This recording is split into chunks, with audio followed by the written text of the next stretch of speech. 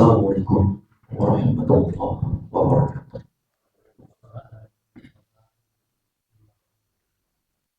Bismillahirrahmanirrahim. Innal hamdalillah nahmaduhu wa nasta'inuhu wa nastaghfiruh. Wa na'udzu billahi min shururi anfusina wa min sayyiati a'malina. Man yahdihillahu fala mudilla lahu wa man yudlilhu fala hadiya lahu. Wa asyhadu an la ilaha illallah wahdahu la syarika lahu. Wa asyhadu anna Muhammadan abduhu wa rasuluh. Tsumma amma ba'd. Jamaah sekalian, ya insyaallah dirahmati oleh Allah Subhanahu wa taala. Semoga Allah Subhanahu wa taala rahmati kita semuanya insyaallah.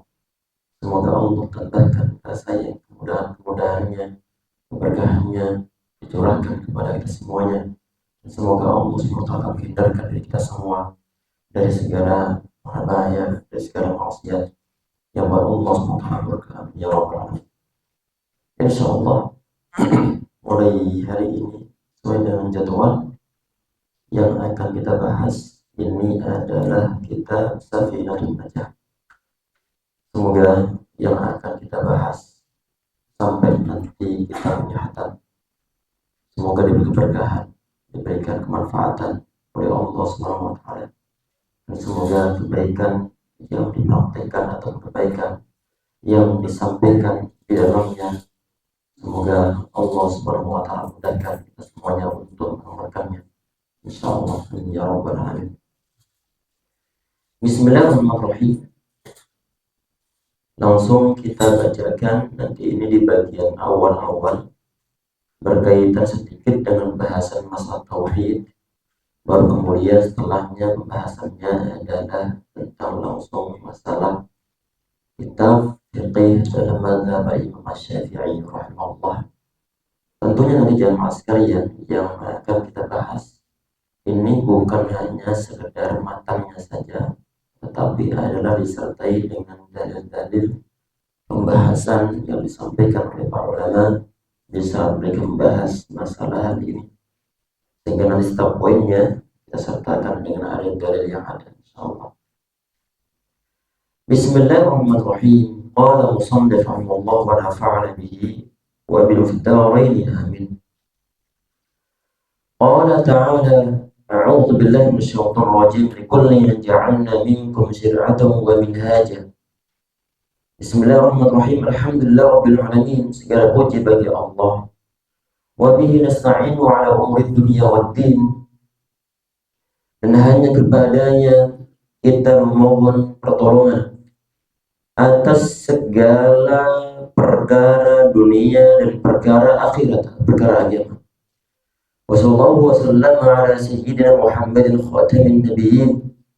Dan salawat salam semoga selalu tercurah kepada pemimpin kita Nabi Muhammad sallallahu alaihi wasallam, penutup para nabi, wa alihi washabihi ajma'in, dan untuk keluarga, para sahabat semuanya. Wala haula wala quwwata illa billahil aliyyil azim. Ini pendahuluan disampaikan oleh beliau.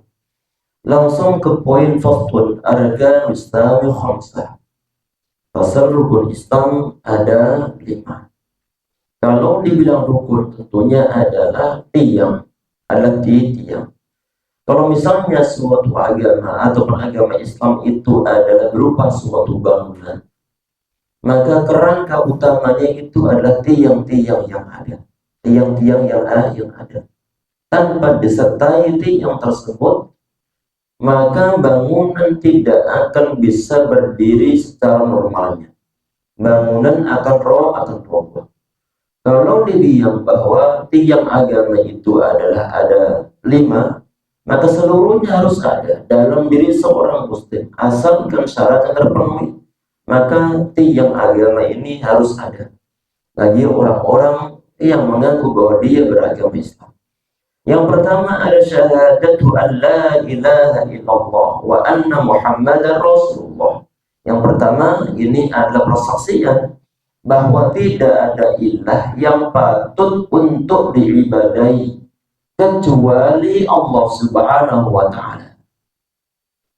Memang saat dibilang bukannya banyak ilah, banyak Tuhan-Tuhan yang disembah oleh manusia. Memang banyak Tuhan yang disembah oleh manusia, cuman saja tidak ada satu pun yang berhak diibadahi ataupun disembah oleh seluruh makhluknya. Hanya Allah yang berhak untuk disembah. Berarti manusia mereka semua mau sendiri saat menyembah selain Allah Subhanahu wa Ta'ala. Tetapi klaim manusia hanya sebatas klaim yang patut untuk diibadahi hanya Allah Subhanahu wa Ta'ala. Dalam poin la ilaha ini segala ilah dinafikan, segala ilah ditiadakan, hanya satu yang diisbatkan hanya Allah Subhanahu wa Ta'ala. Wa anna Muhammadan Rasulullah, dan sungguhnya Nabi Muhammad SAW beliau adalah utusan Allah Subhanahu wa Ta'ala. Berarti kalau misalnya ada sebuah perusahaan, ada sebuah perusahaan ini hanya mengakui satu agen saja. Allah Subhanahu wa Ta'ala, dia adalah seorang ilah. Dan setiap umat itu dari zaman ke zaman, ada nabi, ada rasul, dari zaman Nabi Adam alaihissalam sampai hari kiamat. Perhatikan, dalam syariat agama Islam, nabi yang terakhir sekaligus rasul yang terakhir adalah Nabi Muhammad SAW. Sehingga siapapun dia adanya, di saat dia mengatakan wa anna Muhammadar Rasulullah, sesungguhnya Nabi Muhammad adalah utusan Allah Subhanahu wa Ta'ala, maka secara syariat satu-satunya ajar, satu-satunya syariat yang patut untuk diikuti, yang patut untuk diamalkan, yang patut untuk diyakini adalah syariat yang dibawa Nabi Muhammad SAW. Hanya melalui jalur beliau, dan siapapun gak berhak untuk buat suatu syariat.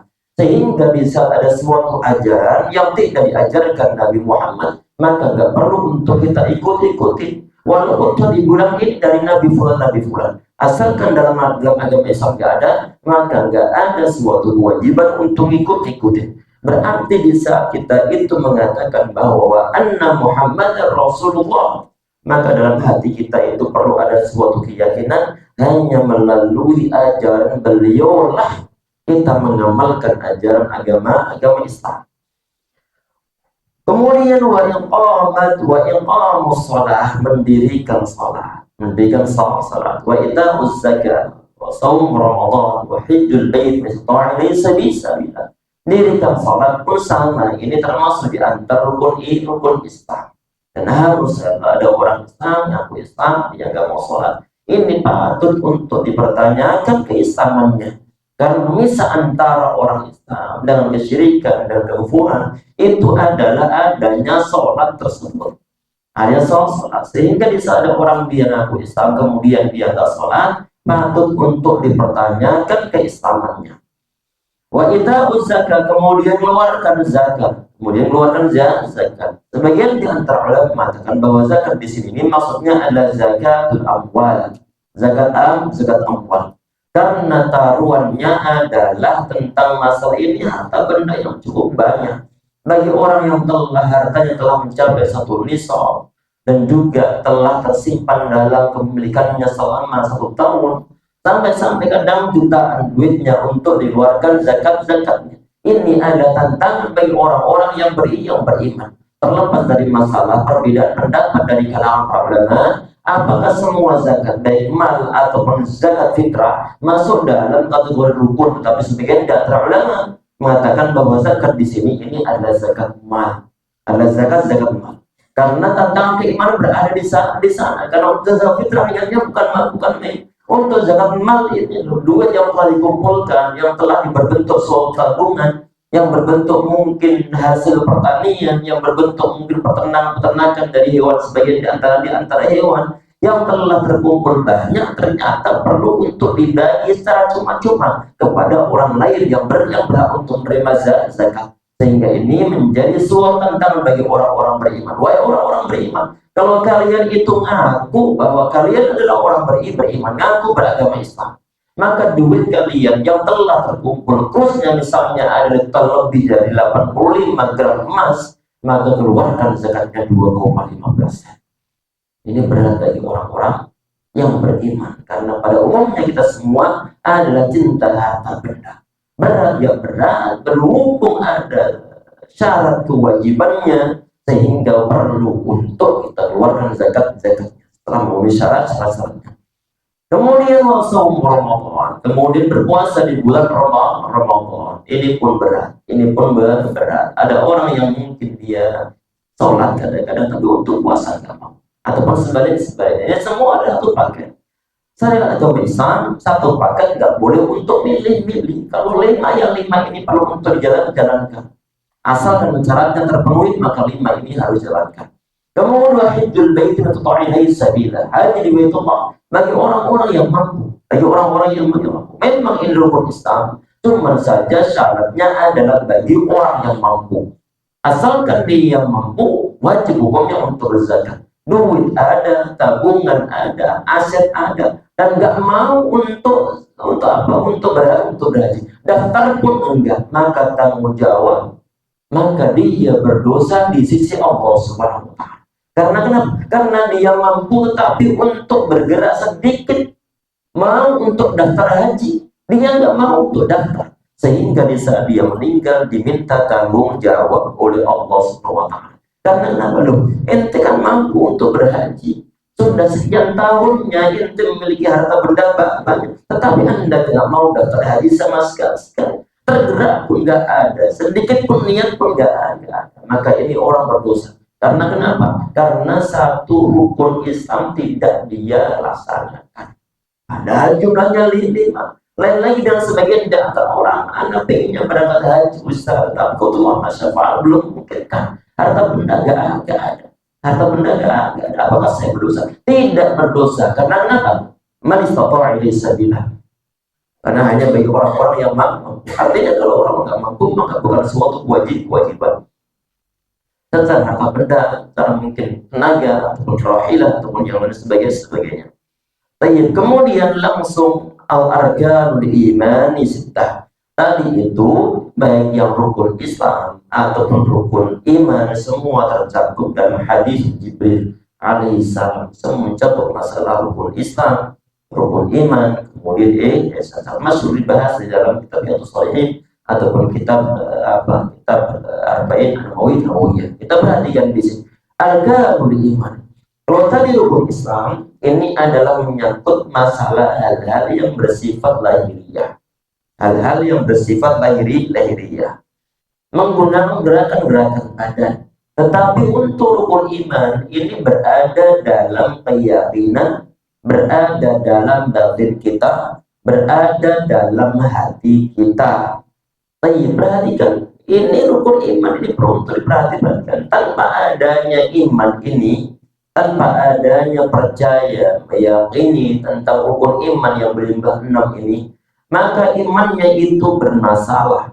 Mau disebut orang beriman, maka perlu diperhatikan apakah 6 ini akan terpenuhi dalam diri dia ataukah tidak. Yang pertama adalah tu'minu billah. Hendaknya engkau beriman kepada Allah Subhanahu wa Ta'ala. Ada orang dia sholat, tetapi dia nggak yakin Allah Subhanahu wa Ta'ala ini ada. Misalkan na'udzubillah, maka dia bukan orang beriman. Capeknya dia dalam sholat, zakat, semua dia kerjakan. Cuma dia ragu-ragu Allah ini ada atau tidak ada. Maka hancurlah amalan-amalan yang dia bangun, yang dia laksanakan selama ini.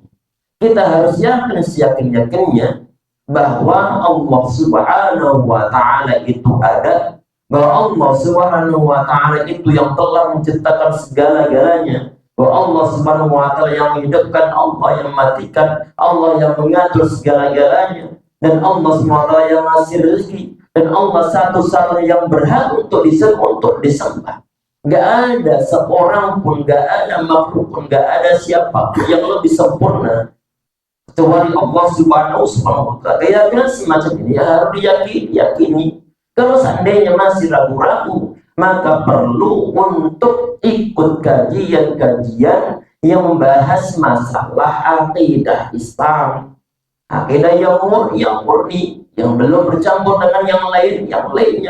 Biar bagaimana? Biar karat-karat ataupun gangguan keimanan tersirnakan dari dalam diri kita. Kalau masih ragu-ragu, Kemudian yang kedua, wa malaikatihi. Yang kedua adalah beriman kepada malaikat-malaikat Allah Subhanahu wa taala. Ada makhluk yang telah dicipta oleh Allah Subhanahu wa taala untuk menjalankan tugas-tugas tertentu. Apa ini ya? Malaikat ini ada yang menyampaikan wahyu yang nggak ada mengetahui jumlahnya. Inna kecuali Allah Subhanahu wa taala, malaikatnya kita nggak mengetahui berapa jumlahnya. La ya'lamu junuda rabbika illa hu. Ada mengetahui berapa jumlah tentara Allah termasuk para malaikat kecuali hanya Allah Subhanahu wa taala sendiri saja. Bahkan sebagian dan riwayat bahwa di saat Nabi Muhammad SAW beliau melihat diberikan di Isra Mi'raj, beliau melihat bahwa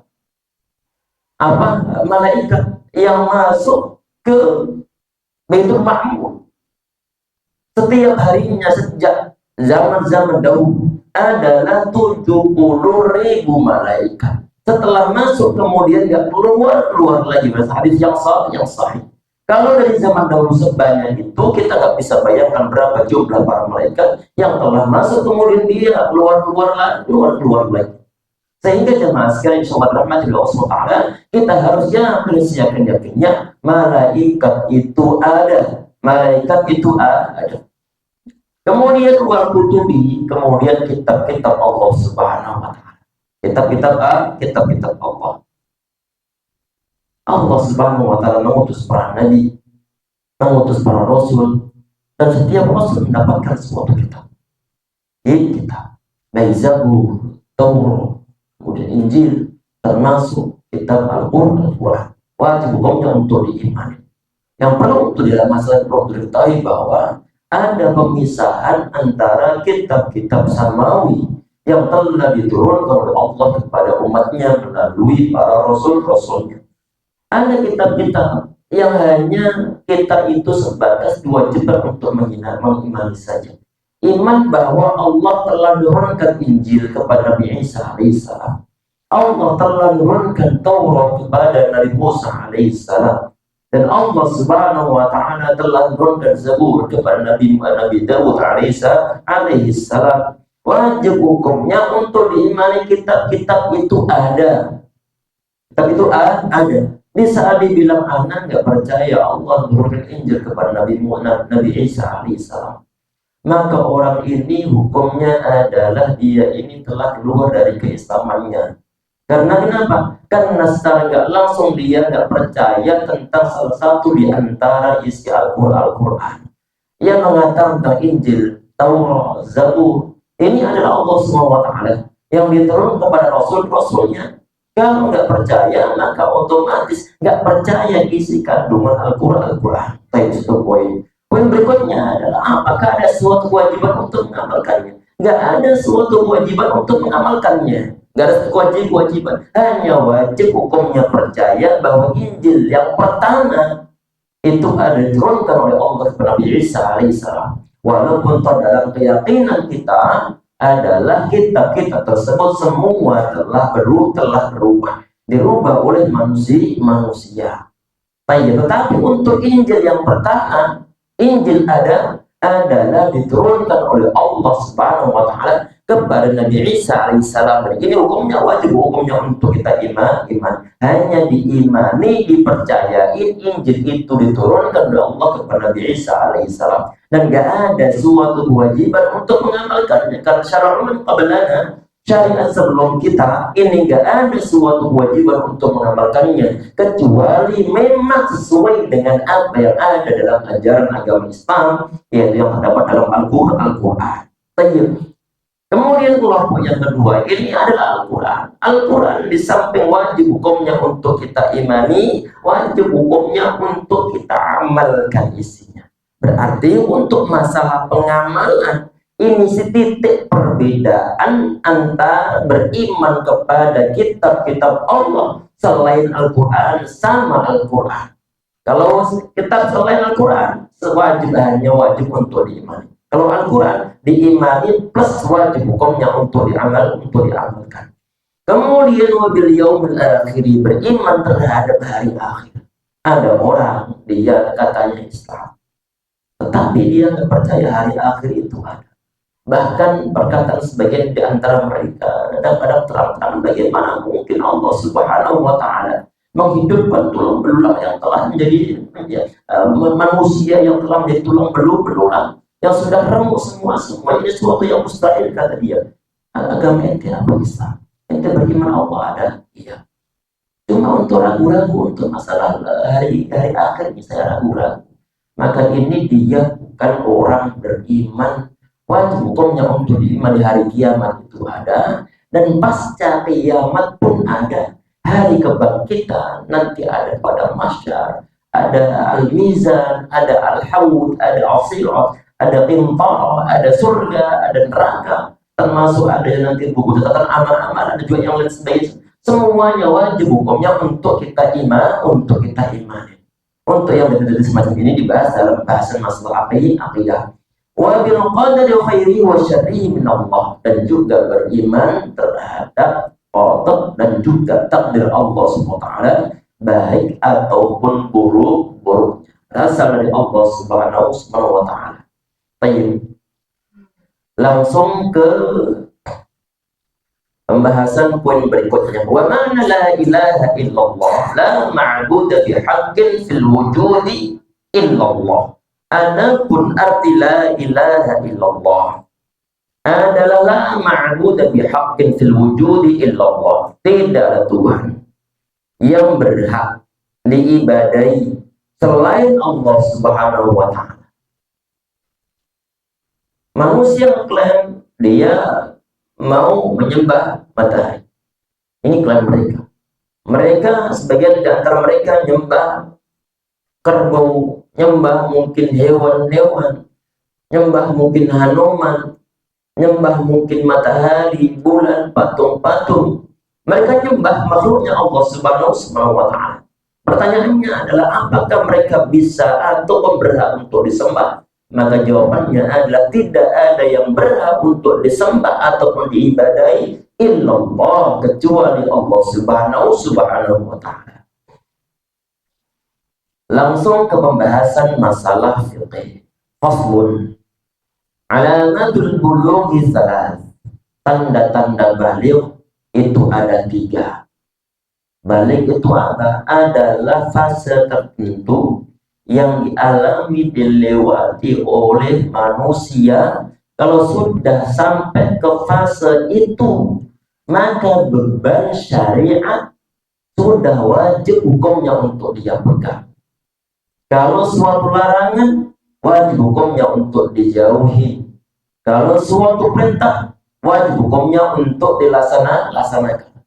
Di saat ini orang yang telah mencapai level ataupun fase-fase baligh, kemudian dia tidak jalankan syariat, maka poin-poin dosa langsung tercatat dalam buku amalannya. Kalau anak-anak kecil, walaupun beban syariat itu belum berada di atas pundak mereka, tetapi orang tua perlu untuk ngajar kepada anak-anaknya. Dan ini yang dilaksanakan oleh generasi sahabat di saat masa-masa puasa. Kunna musawwim wa abna'ana, kata mereka. Dulu kami ini ngajar anak-anak kami, mempuasakan anak-anak kami, ngajar mereka untuk berpuasa. Berarti para sahabat mereka mengajarkan kepada anak-anak mereka untuk beribadah kepada Allah Subhanahu wa taala. Dan Nabi Muhammad SAW di antara hadis yang sahih, murru awladakum bis-shalah wa hum abna'us sab'a, kama qala alaihi salatu wasalam. Kalian perintahkanlah anak kalian untuk sholat di saat mereka usia 7 tahun. 7 tahun. Perhatikan, di saat ditanya apakah ini orang ataupun seorang anak kecil yang usia 7 tahun, apakah dia telah balik? Maka jawabannya adalah belum balik. Jawabannya belum balik. Cuman saja orang tua ada beban ataupun kewajiban Ada perintah Nabi Muhammad untuk ajarin kepada anak-anaknya, biar mereka, anak-anak mereka sholat, biar terbiasa nanti. Sehingga anak kecil walaupun tadi bilang mereka belum balik, mereka belum wajib untuk sholat. Iya, tapi orang tua wajib hukumnya untuk ajarin pada anak-anak. Biar nanti mereka terbiasa setelah masa-masa balik, mereka sudah terbiasa untuk jalan suatu syariat. Tapi perhatikan ini, alamatul bulughih salas. Jadi alamat tanda-tanda baliknya manusia. Artinya bahwa ini manusia nanti dia mencapai level balik. Kalau sudah mencapai level balik, maka sudah ada kewajiban syariat.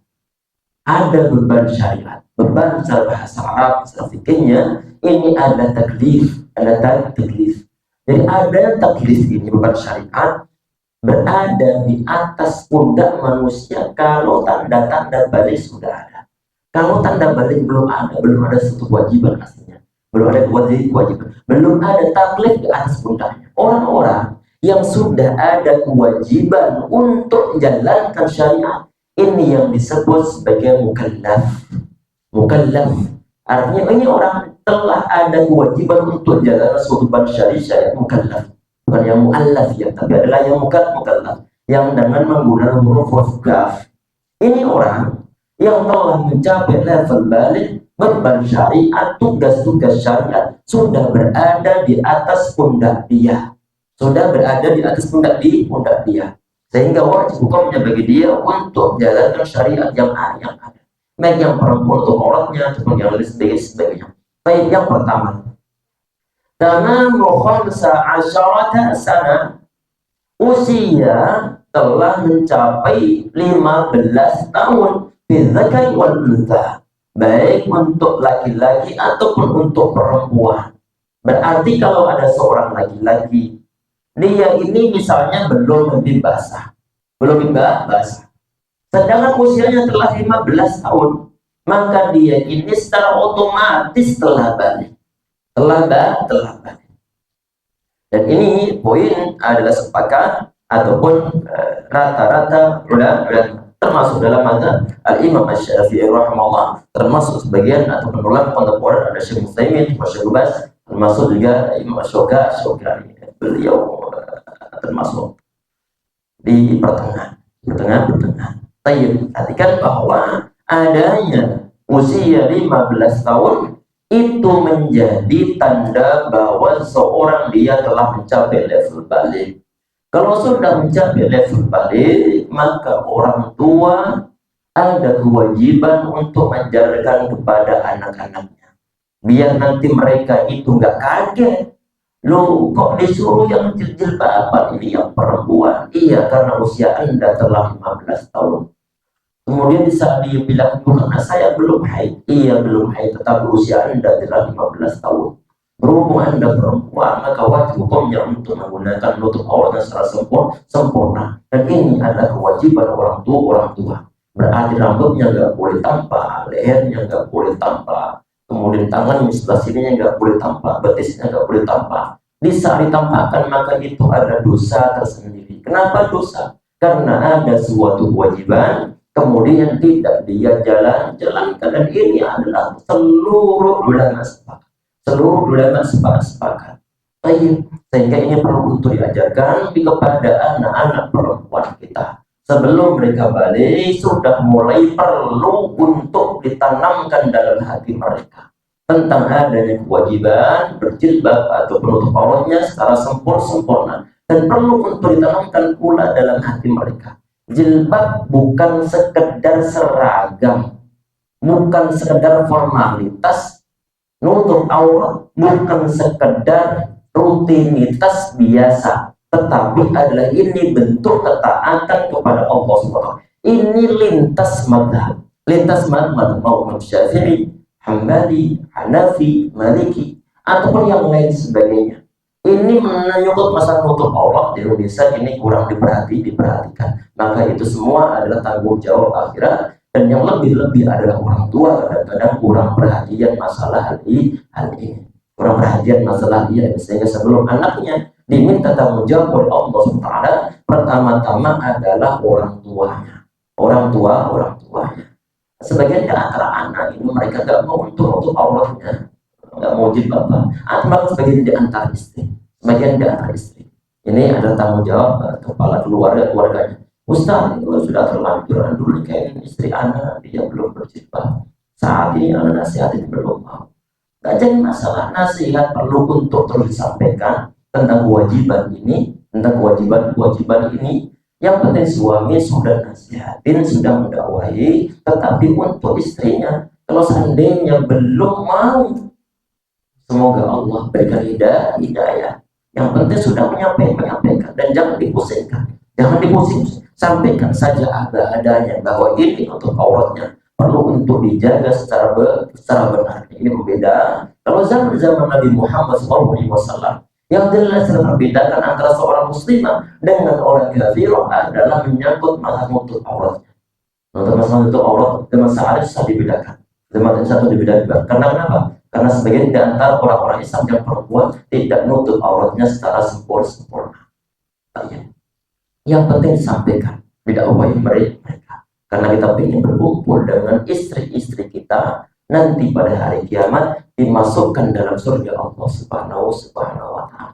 Yang penting disampaikan, tidak perlu untuk dipusingkan. Disampaikan saja. Karena kewajiban kita hanya ngantar masalah risalah, ngantar masalah dakwah. Sedangkan untuk sampai ke level orang-orang yang kita dakwain, yang kita beritahukan tentang masalah ini adalah berada di tangan Allah Subhanahu wa Ta'ala yang ngasih hidayah. Sehingga hidayah mudah serah pada Allah, sedangkan kita hanya mengingatkan saja dan nggak perlu untuk dipusingkan, nggak perlu untuk dipusingkan. Baik, ini menyangkut masalah menyangkut masalah usia 15 tahun adalah sebagai ataupun salah satu di antara penanda orang itu telah mencapai level mukallaf, telah balik. Baik. Dulu sahabat Umar bin Khattab di saat beliau usia 14 tahun, ini di antara dalil yang digunakan oleh para ulama. Di saat beliau usia 14 tahun, beliau mau ikut berperang, berperang, peperangan Uhud. Usia 14 tahun, usia Ibu Umar bin Khattab, semua ditolak Nabi Muhammad SAW. Karena usia 14 tahun. Kemudian di saat peperangan Khandaq, maju lagi untuk daftar berperang, daftar untuk berjihad. Saat 15 tahun baru kemudian diterima Nabi Muhammad SAW. 14 tahun ditolak, 15 tahun diterima. Ini sebagai suatu penanda bahwa usia 15 tahun ini dianggap mampu untuk memikul suatu tanggung jawab besar, termasuk adalah jalan suatu syariat. Sehingga ini yang dijadikan dasar oleh para ulama bahwa usia 15 tahun ini adalah masa-masa orang sudah balik. Kemudian yang berikutnya, ini adalah yang kedua, bermimpi basah. Di saat seorang itu dia usia, ataupun ini berlaku untuk laki-laki, berlaku untuk perempuan. Ketika melewati usia 9 tahun, usia 9 tahun, perhatikan, mimpi basah ini bisa terjadi pada kaum laki-laki, bisa terjadi pada kaum perempuan.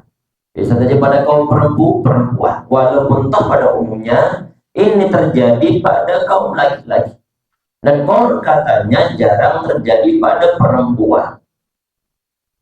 Tapi dimungkinkan. Zainab radhiyallahu anha, beliau pernah bertanya kepada Nabi Muhammad SAW tentang masa mimpi. Apakah ini perempuan ihtasalat? Apakah ini perempuan dia mandi di saat dia mimpi? Iya, kata Nabi Muhammad, idza ra'atil ma, di saat dia melihat air, maksudnya air maninya, maka wajib hukumnya dia untuk mandi janabah. Artinya bahwa baik laki-laki ataupun perempuan, di saat dia itu mimpi basah, mimpi berhubungan ataupun mungkin keluar mani, maka wajib hukumnya bagi dia untuk melaksanakan suatu kewajiban syariat yang sebelumnya belum wajib memang, tetapi di saat sudah basah maka hukumnya adalah wajib. Dan perlu untuk diketahui sebelumnya, orang tua pun wajib untuk mengajarkan kepada anak-anaknya masalah ini. Saat anak usia 10 tahun, ataupun 9 tahun, ataupun 11 tahun, ini si anak sudah harus tahu bagaimana nanti usia 9 tahun, usia di atas 9 tahunan, mungkin 10 tahunan, 11 tahunan, dimungkinkan nanti engkau akan mengalami mimpi basah. Mimpi basah. Apa itu? Di dalam mimpi lihat sesuatu, ada perempuan begini-begini, kemudian ada sesuatu, kemudian celana basah, dan itu bukan ngompol. Maka nanti kalau engkau mendapatkan masa-masa semacam itu, mimpi semacam itu, maka engkau harus mandi. Mandinya ini yang disebut mandi junub. Kalau tidak mandi junub kemudian sholat, maka nggak sah hukum sholatnya. Karena kenapa? Karena orang tersebut, karena engkau dalam keadaan tidak suci. Dan justru ini ada termasuk di antara hadas besar. Orang tua beritahukan kepada anak-anaknya cara mandinya bagaimana biar sempurna. Ini semua dibahas dalam buku-buku fikih, dibahas dalam kitab-kitab fikih. Di dalam kesunahan Nabi Muhammad SAW termasuk step-stepnya yang beliau tempuh. Berarti bukan sekedar basah di saat mandi, tetapi ada cara-cara yang diajarkan Nabi Muhammad sesuai dengan kesunahannya. Walaupun toh pada umumnya di saat seluruh tubuhnya itu sudah terkena air, sudah diguyur air, dan diniati ini mandi jinabat, maka sah hukumnya. Cuma saja kita kan pengen nilai plus, dengan cara bagaimana? Di samping sah, dan juga kita berusaha untuk yang sesuai dengan sunnah. Sesuai dengan sunnah berarti ada nilai tambahan. Baik. Dan ini jelaskan sholat rahmat juga Allah SWT, berarti untuk mimpi basah ini adalah termasuk di antara penanda bahwa anak manusia mereka telah mencapai level balik. Ini berlaku untuk kaum laki-laki, berlaku pula untuk kaum perempuan. Walaupun nggak berhubung, nggak umum. Ada sebagian dari riwayat tadi itu berdasarkan sahabat Zainab bin Sulaim radhiyallahu anha, beliau nanya, hal al-mar'ati ghusl idza hiya talamat?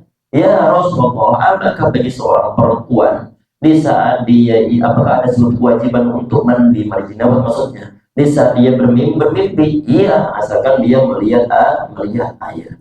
Maksudnya adalah air keluar, air mani. Ada bahasa-bahasa di sana. Ustaz, ini anak-anak ini basah dan ini baunya bau mani. Tapi katanya dia ini nggak mimpi sama sekali, nggak mimpi. Ada bahasa di sana, cuma nggak mimpi. Maka kepatokannya adalah asalkan melihat ada air di sana, di bahasa-bahasa di celananya, maka ini adalah mimpi basah, walaupun toh nggak sadar sebelumnya. Asalkan ada bahasa di sana, wajib hukumnya untuk mandi. Sebaliknya merasa ada mimpi bertemu dengan perempuan, kemudian nggak ada mimpi basah, maka nggak ada keluar, bisa nggak ada keluar, nggak ada kewajiban untuk mandi. Ini yang perlu untuk diingat. Kemudian di poin berikutnya, wal haidu. Kemudian diantaranya adalah al haid fil unsa li tis'i sinin, yaitu haid. Ini adalah untuk kaum perempuan yang pada umumnya usia 9 tahun hijriyah. Perhatikan, hitungannya adalah hijriyah, bukan tahun-tahun yang masehi, bukan tahun-tahun yang masehi. Sehingga dimungkinkan di saat ini si anak berhubung hitungannya ada 9 tahun hijriyah, maka 8 tahun sekian bulan kadang-kadang sudah haid. Karena hitungan tahun hijriyah lebih pendek daripada tahun masehi, sehingga nanti anak diingatkan, ini kok ada bercamir, kok ada merah-merahnya, ada keluar. Ini 8 tahun lebih sekian bulan, ini si anak telah datang bulan ataupun telah haid. Maka perlu diperhatikan, sudah mulai sejak saat itu kewajiban untuk nutup auratnya, kewajiban untuk sholat, kewajiban untuk seluruhnya, dan ketidakbolehan untuk berjabat tangan kaum laki-laki perempuan yang bukan mahramnya, nggak boleh untuk dua-duaan dengan temannya, nggak boleh boncengan dengan temannya yang laki-laki, yang selain yang mahramnya. Maka ini perlu untuk diberitahukan kepada anak-anak perempuan kita. Di saat sekolah nggak boleh untuk boncengan dengan temannya yang laki-laki selain mahramnya. Kalau perempuan silat, tapi untuk laki-laki maka seluruh aturan ini berlaku. Di saat orang tua tidak mengingatkan dan anaknya juga ini nggak tahu, di sekolah juga mungkin belum sampai ke sana belajar masalah agamanya, sehingga nanti ini ada tanggung jawab di akhirat orang tua dan juga untuk anak-anaknya. Baik, kemudian tadi ini adalah masalah haid. Kemudian poin berikutnya faslun syurutu izza'il hajari thamaniyah. Cara penggunaan batu diperbolehkan untuk beristinja ini ada 8. Perhatikan jemaah, ini beliau saat ini membahas masalah bagian di antara toharoh, menyangkut bagaimana ataupun aturan-aturan dalam beristinja. Istinja itu apa? Membersihkan keluarnya kotoran dari dalam tubuh kita, baik dari jalur yang belakang ataupun dari jalur depannya, baik yang BAK ataupun BAB. Ini yang keluar semuanya adalah najis. Apapun yang keluar semua adalah najis. Di saat keluar dari sana, kemudian tempat keluarnya tidak disucikan, tidak ditoharoi, maka sholatnya nggak akan sah. Karena kenapa? Karena ini orang dia ada hadasnya, ada najis yang ada dalam tempat keluarnya, dan dia belum berusaha untuk bersihkannya.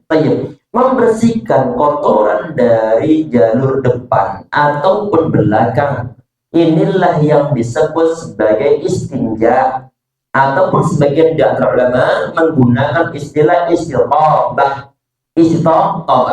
Dan ini pada umumnya adalah menggunakan air.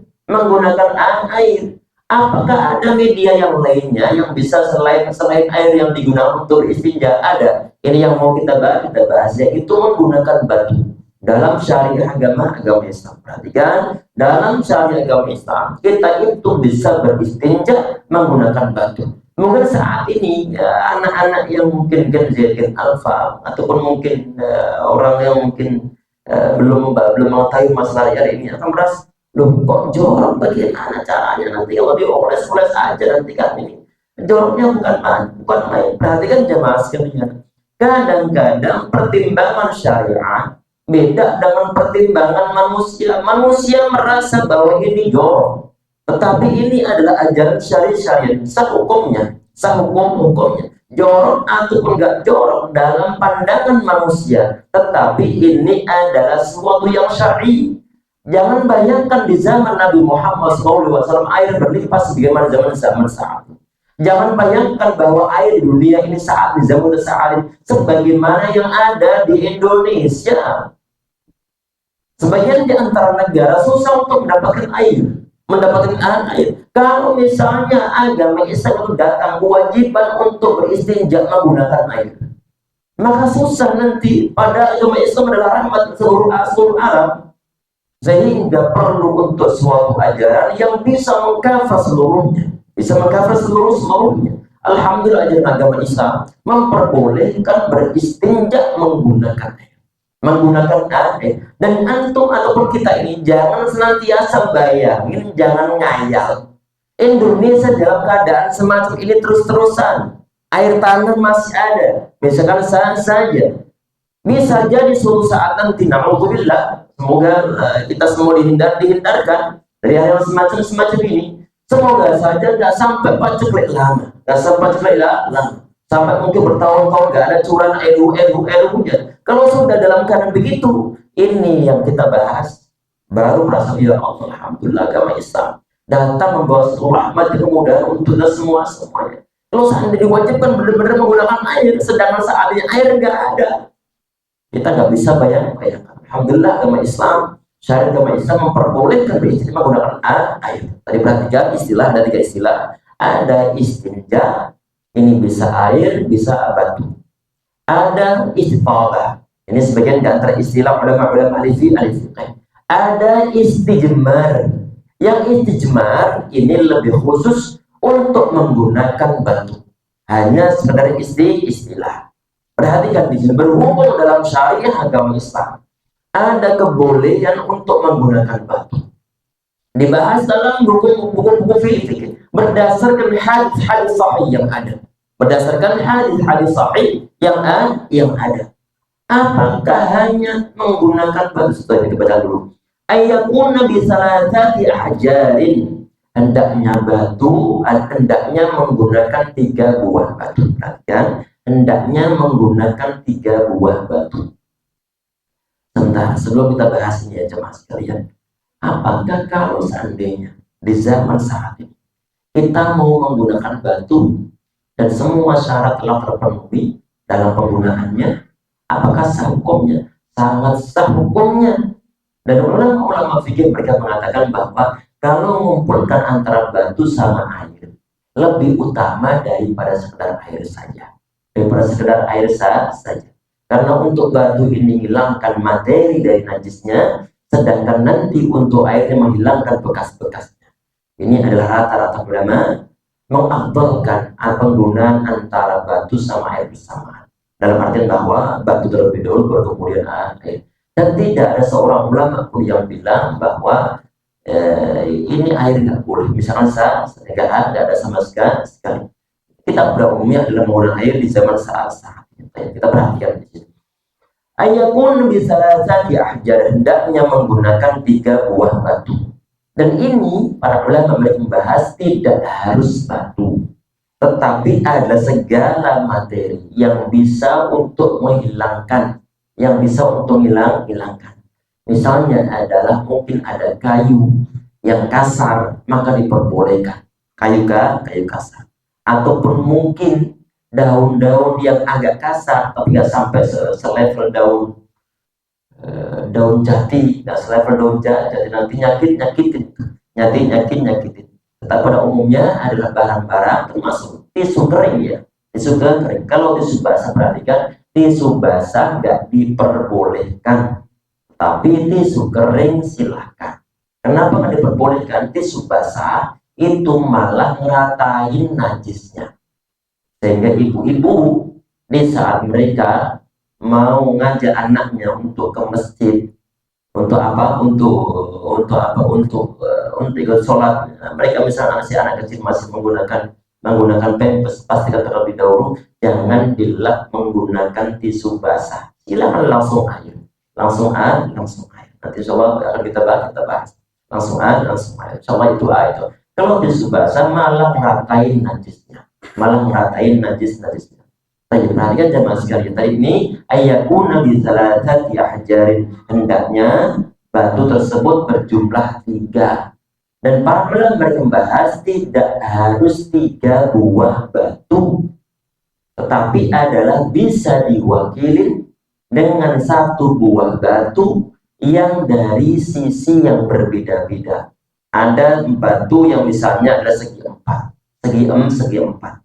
Misal batu segi 4, maka masing-masing sisi ini bisa mewakili 1 batu. Ini termasuk dalam madhab Syafi'i rahimahullah, berlaku pula termasuk ini yang dipilih oleh Syekh Utsaimin rahimahullah. 1 batu tapi bisa untuk mewakili. Karena kenapa? Karena batu ini kan dia memiliki sisi. Ini tidak tahu alasan habisnya bagaimana. Kalau seandainya batu sebegini ini kemudian dipecah jadi 3, maka 3 batu di situ, sehingga 1 sisi mewakili 1 buah batu. 1 buah batu itu bisa digunakan untuk beristinja, Baik. Kemudian di poin berikutnya, tadi ini adalah 3 buah batu, dan ini di zaman Nabi Muhammad SAW yang beliau pada umumnya, dan ini yang terdapat dalam hadis yang sahih Nabi Muhammad SAW di saat beliau safar. Di sana ada sahabat Abdullah bin Mas'ud, sahabat Abdullah bin Mas'ud. Nabi Muhammad SAW beliau ingin diambilkan tiga buah batu. Fa'amaroni an-adiyah bisa diahjah. Beliau minta kepada Abu Mas'ud untuk mencarikan tiga buah batu. Tiga buah batu ini didapatkan. Membawa barang barang tiga barang. Ini yang mau diulang untuk beristinja. Yang dua diterima, yang satu tidak diterima. Dikira ini semuanya adalah batu, tapi ternyata yang satunya bukan batu. Yang dua diambil Nabi Muhammad SAW, yang satunya kemudian dibuang Nabi Muhammad SAW. Beliau mengatakan dan riks. Ini adalah najis karena mungkin saat itu ada kotoran hewan yang telah mengeras, dikira bahwa itu batu, tapi ternyata bukan batu. Kemudian dikembalikan Nabi Muhammad SAW, dibuang oleh beliau karena najis. Kemudian di poin berikutnya, wa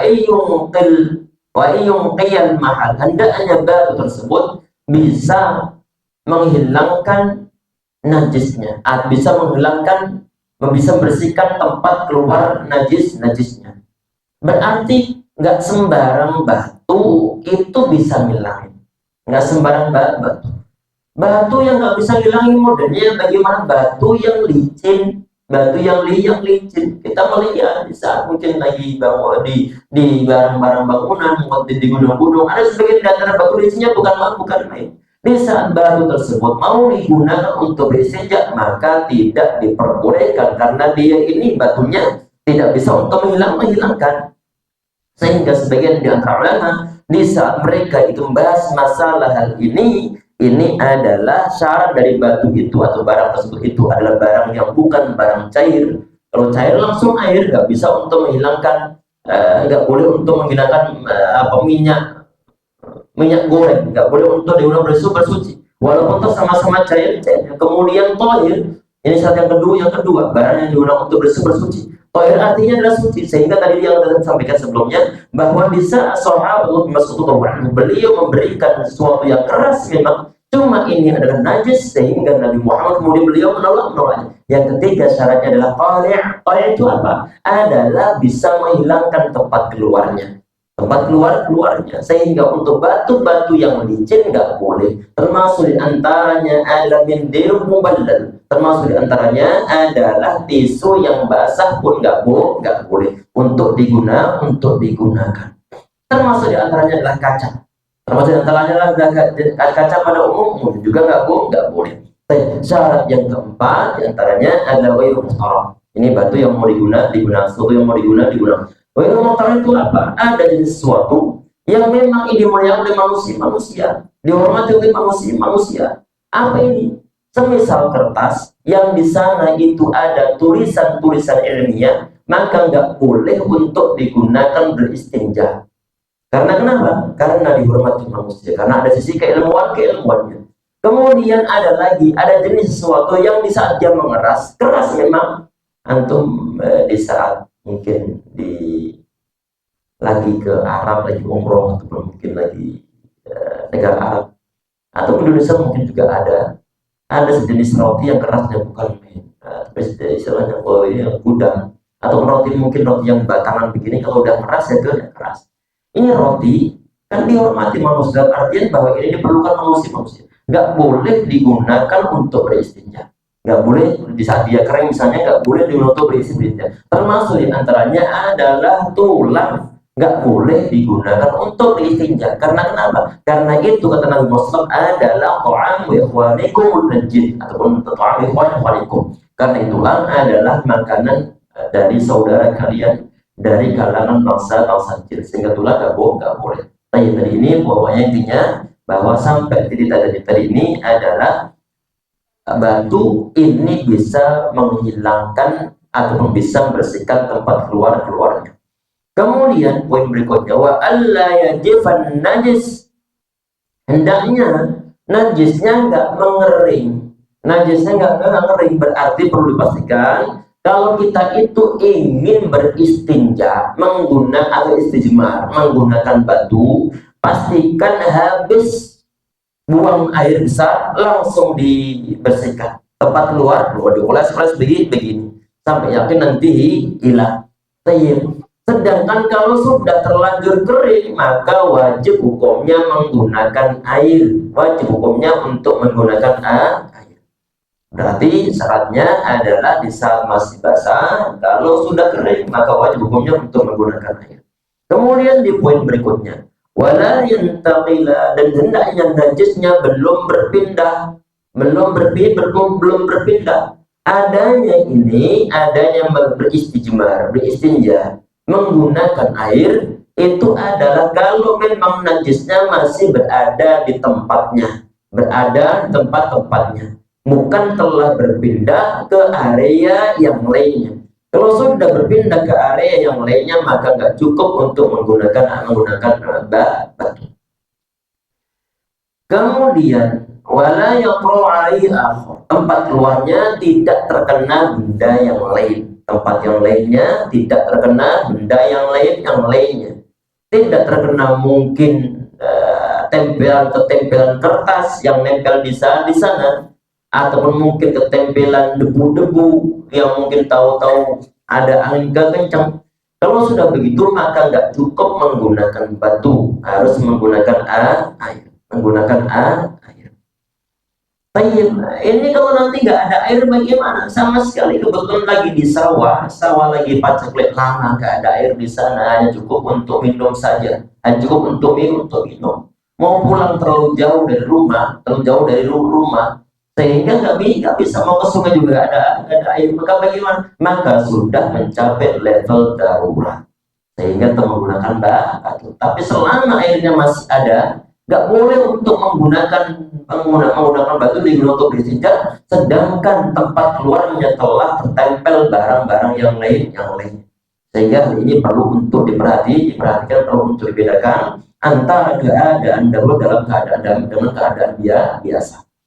Ini waktu sudah berada di akhir, nanti di pertemuan berikutnya masih bahas masalah pula, dan akan kita lanjutkan di pertemuan setelahnya nanti insyaallah. Dan sebelum ditutup, barangkali ada yang ingin ditanyakan terlebih dahulu. Perhatikan, baru sebatas sampai bab toharoh saja. Nah, silakan, barangkali ada pertanyaan. Tafadhol. Assalamualaikum.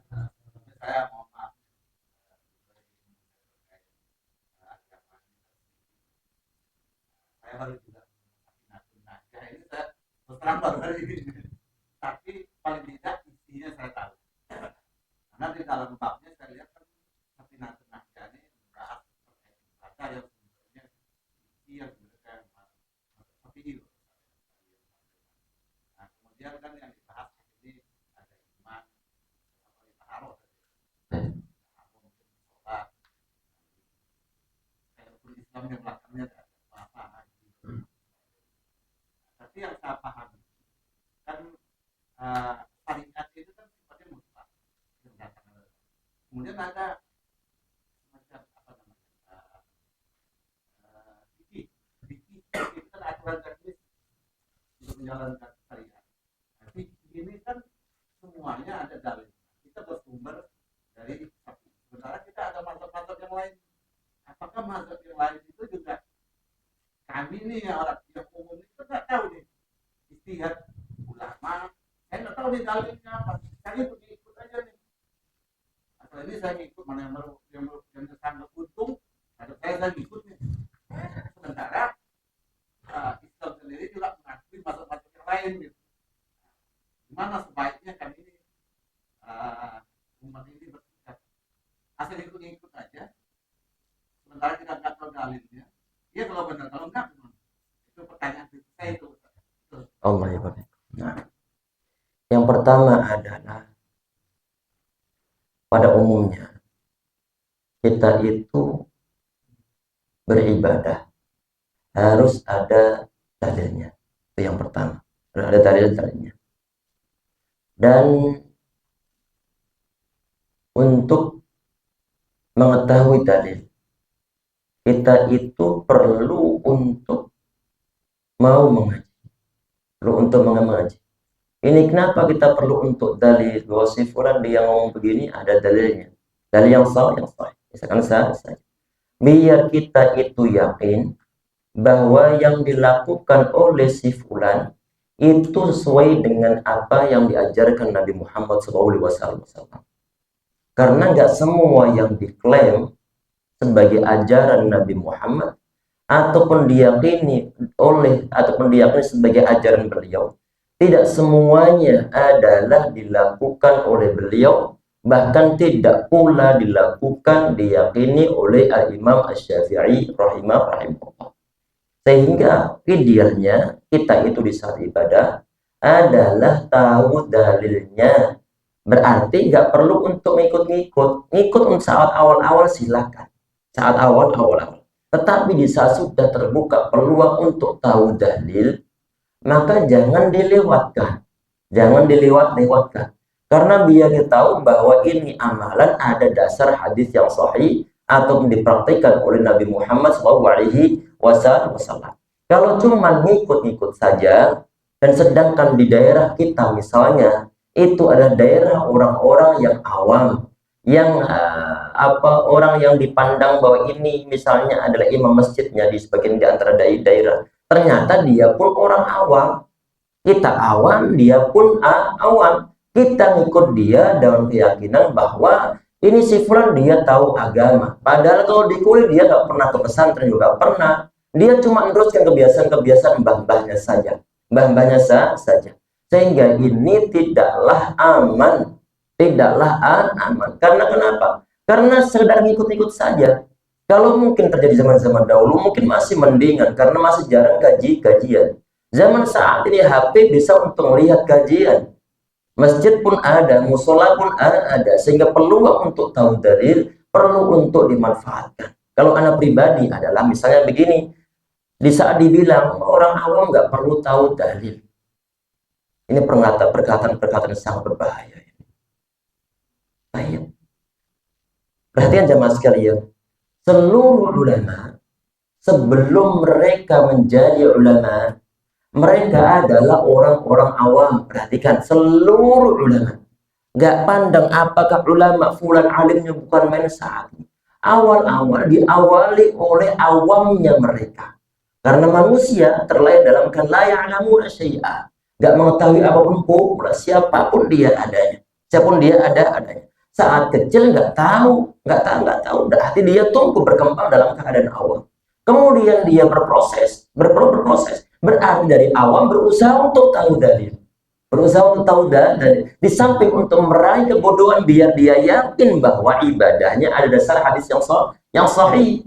Dengan demikian bisa kita ibadah kepada Allah Subhanahu wa taala, bisa yakin, oh alhamdulillah mantap, dalilnya begini. Nabi Muhammad SAW beliau praktek, para ulama mazhab 4 pun praktek. Jelas semuanya. Sehingga di saat terbuka suatu peluang untuk tahu dalil, jangan dilewatkan, jangan sekedar ngikut-ngikut saja. Kita pemuda zaman saat ini untuk ngecek, walaupun nanti perlu untuk diverifikasi lagi kepada seorang ulama, kepada seorang ustaz, ini bener nggak, dan dibilang si fulan begini kata sahih, bener nggak? Bisa dibilang ini hadis sahih, udah antum yakin untuk mengamalkan. Bisa nggak sahih, dibuang jauh-jauh para ulama. Di saat mereka mengetahui hadis yang dhaif misalnya aja, mereka nggak mau untuk mengamalkannya. Yang pernah kita bahas sebelumnya mungkin di sini, sebagian di antara ulama yang mengatakan bahwa sholat syuruk itu hadisnya hadis yang dhaif, menurut sebagian di antara ulama yang telah meneliti bahwa hadis adalah hadis yang tidak sahih, hadis yang dhaif, mereka nggak mau mengamalkan karena dhaif. Sedang ulama yang mengatakan hadis yang sahih dengan berdasarkan penelitian dari jalur periwayatan mereka. Di saat mereka mengatakan hadis adalah hadis yang sahih, udah langsung mereka praktek sholat syuruk. Artinya bagaimana? Selama dhaif dalam penelitian, nggak perlu untuk diamalkan. Jelas ya? Intinya bahwa di saat ada suatu peluang untuk mengetahui dalil, maka jangan lewatkan. Jangan ikut-ikutan orang yang bilang bahwa orang awam nggak perlu untuk tahu dalil, dan dibilang oleh mereka begitu, perlu tahu dalil, karena biar kita yakin, terserah nanti mau jadi ulama atau enggak, minimal ibadah yang dijalani setiap hari ini kita tahu dalilnya, walaupun toh nggak harus hafal. Perhatikan, nggak harus hafal. Tahu dalil di sini nggak harus hafal. Tetapi adalah, oh kemarin dibilang oleh sefulan hadisnya begini-begini, anak tahu dalilnya. Berarti tahu, nggak harus hafal. Untuk level hafal, nanti untuk kalau membuka majelis ilmu silakan untuk hafal. Kalau hafal alhamdulillah, tapi kalau nggak bukan suatu kewajiban. Kita tahu jalur hukumnya secara umumnya. Intinya apa? Intinya apa? Itu sudah sangat cukup. Sudah sangat cukup. Sehingga amannya adalah kita itu tahu dalil biar tidak terselewengkan oleh orang-orang yang nggak bertanggung jawab. Sehingga di saat misalnya ada public figure nih, habis kajian, semua jamaah perempuan pada jabatan tangan. Di saat ini dijadikan sebagai suatu rujukan nyesatkan umat, misalnya umat, sehingga perlu tahu dalil. Gak semua orang yang telah dituakan, yang ditokohkan, gak semuanya ataupun yang ditokoh agamakan, gak semuanya berhak untuk diambil ilmunya, gak semua berhak untuk diambil ilmunya. Karena banyak hal-hal yang ditantang oleh syariat, kemudian dia langgar. Karena kenapa? Ya bagi tadi sehingga ini titiknya adalah kita perlu tahu dalil biar tokoh yang semacam itu tidak ditokohkan. Yang ikut sembarang. Apakah ada? Banyak. Yang model-model begitu. Yang model-model begitu. Ini yang perlu untuk dihindari. Baik yang kontrol, baik yang nggak kontrol, ataupun yang lain sebagainya. Ini semua kelompok meritisin. Yang orang yang gondrong, yang pakai ya si mama. Insya Allah ya. Yang model begitu jamaah sekalian ini perlu untuk dihindari, perlu untuk tahu dalil. Khawatir nanti kalau nggak tahu dalil, kemudian oh ini ya, si wali fulan, ya udah nah ikut dia. Padahal nggak bisa dipertanggungjawabkan secara ilmiah. Jelas insya Allah. Iya. Yang bisa ngomong semut, ngomong pada marahin malaikat yang nurunin hujan ataupun yang lain sebagainya. Ini semua kelompok politisi, termasuk yang berafiliasi dengan beliau. Semoga Allah kasih hidayah bagi kita semua insya Allah.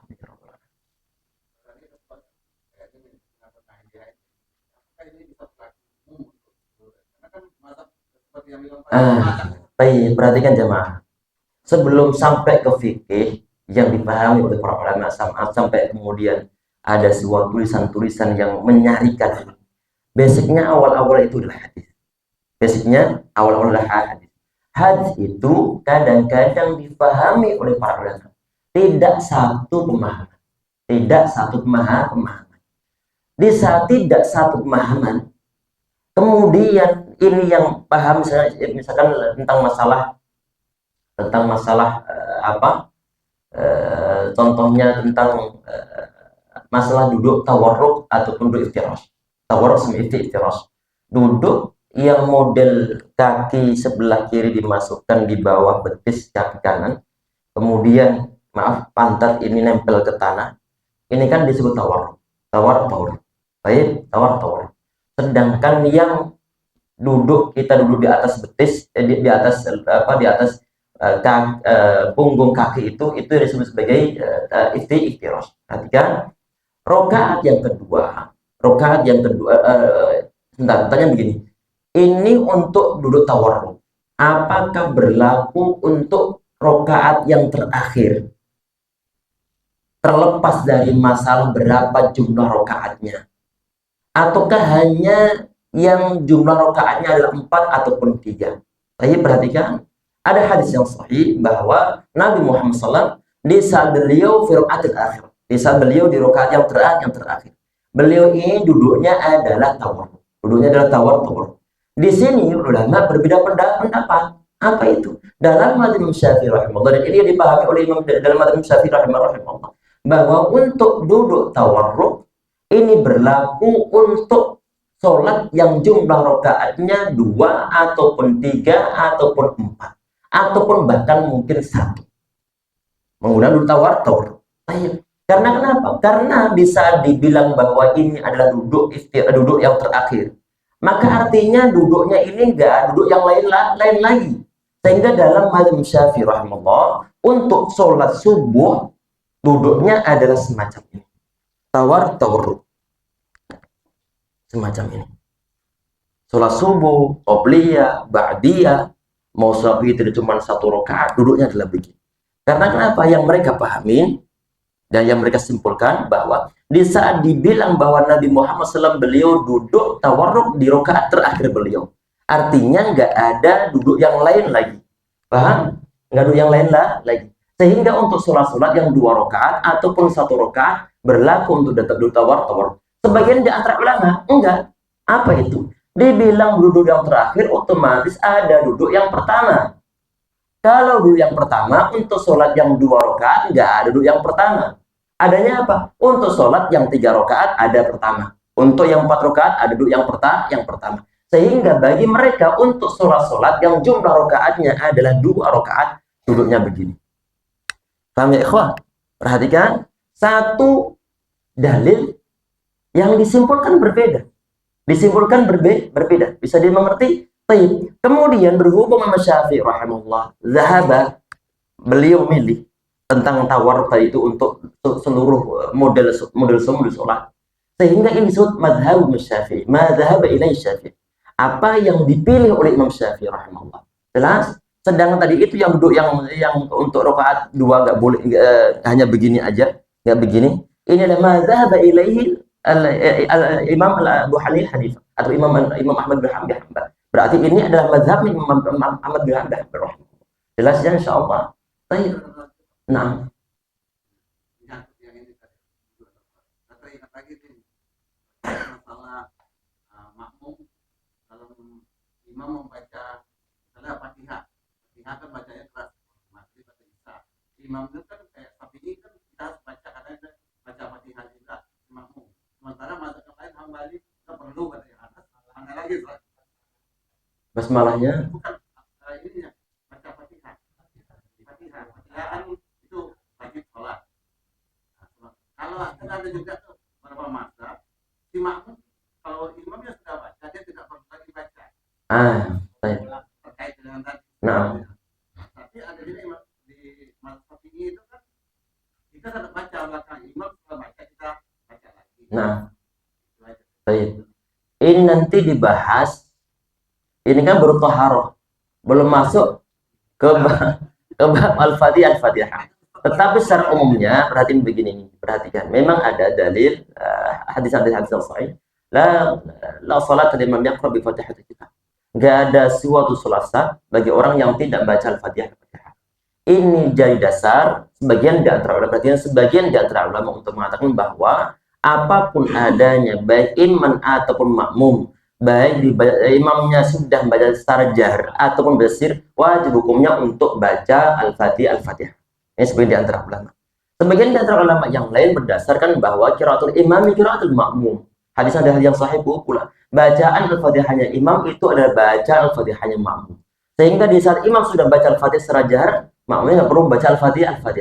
Jelas ya? Nanti insya Allah kita bahas lagi untuk poin ini nanti di pertemuan Allah alam sampai batasannya nanti insya Allah.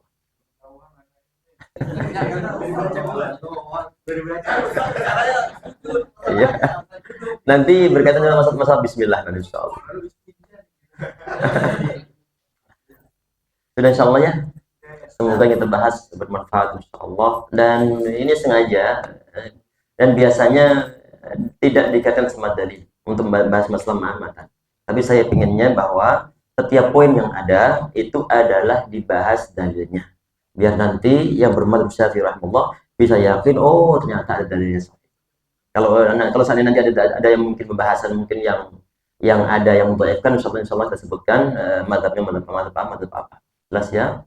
Dan semua nanti bertanggung jawab masing-masing di sisi Allah Subhanahu wa taala untuk mencari yang paling aman insyaallah. Sudah, semoga bermanfaat dan semoga kebaikan di dalamnya diberikan keberkahan oleh Allah Subhanahu wa taala. Dan kita sekian untuk pertemuan dan doa kafir majelis. Subhanallah. Wa atubu ilaik. Assalamualaikum warahmatullahi wabarakatuh.